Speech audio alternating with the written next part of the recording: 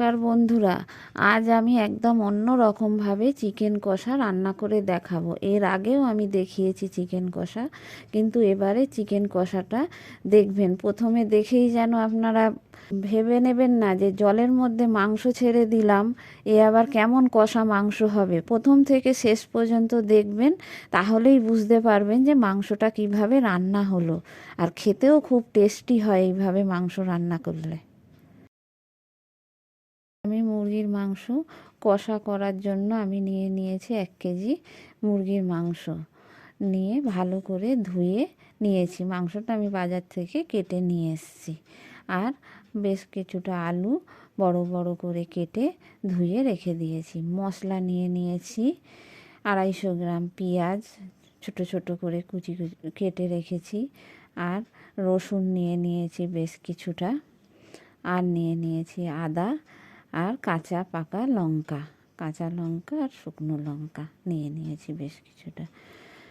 মশলাগুলো আমি মিক্সিতে পেস্ট করে নেব। মিক্সার বলে আমি দিয়ে দিলাম সব মশলা দিয়ে আমি একসাথে মশলাটা পেস্ট করে নেব। সব মশলা দিয়ে দিয়েছি, দিয়ে ভালো করে পেস্ট করে নেব। আজকে আমি মাংসটা রান্না করব পুরোটাই সাদা তেল আর ঘি দিয়ে। বেশ কিছুটা সাদা তেল দিয়ে দিয়েছি কড়াইয়ে। তেল গরম হয়ে গেছে, আলুগুলো দিয়ে দিয়েছি। দিয়ে দিলাম লবণ আর হলুদ দিয়ে আলুগুলো লাল লাল করে ভেজে নিতে হবে। খুব ভালো করে খুন্তি দিয়ে নেড়ে চেড়ে নিচ্ছি। নিয়ে আলুটা খুব ভালো করে আমি ভেজে তুলে নেব। আলু ভাজা হয়ে গেছে, এবার আমি নামিয়ে রেখে দিয়েছি। ওই তেলের মধ্যেই দিয়ে দিলাম 2 চামচ ঘি। দিয়ে তেল ভালো করে গরম হয়ে গেছে। ফোড়নে দিয়ে দিলাম 2টো এলাচ আর 2 টুকরো দারচিনি। দিয়ে ফোড়নটা ভালো করে ভেজে কুচনো পেঁয়াজটা আমি দিয়ে দিয়েছি। দিয়ে পেঁয়াজটা খুব ভালো করে ভেজে নিতে হবে। একদম লাল লাল করে পেঁয়াজটা ভেজে নিতে হবে। দেখুন এই রকম কালার আসবে। ভেজে নিয়েছি। কাঁচা লঙ্কাগুলো আমি দিয়ে দিলাম। দিয়ে কাঁচা লঙ্কাটাও একটু ভেজে নেব। নিয়ে এবার আমি জল দিয়ে দিলাম, নর্মাল জল দিয়ে দিয়েছি পরিমাণ মতো। দিয়ে লবণ দিয়ে দিলাম স্বাদ মতো। আর দিয়ে দিচ্ছি হলুদ কালারের জন্য। দিয়ে দিলাম কাশ্মীরি লঙ্কার গুঁড়ো 1 চামচ। দিয়ে এবার এই জলটা ভালোভাবে ফুটে উঠবে। ফুটে উঠলে এই মশলা পেস্ট করাটা, আদা রসুন আর শুকনো লঙ্কা পেস্ট করা মশলা আমি এবার দিয়ে দেব ওই ঝোলের মধ্যে।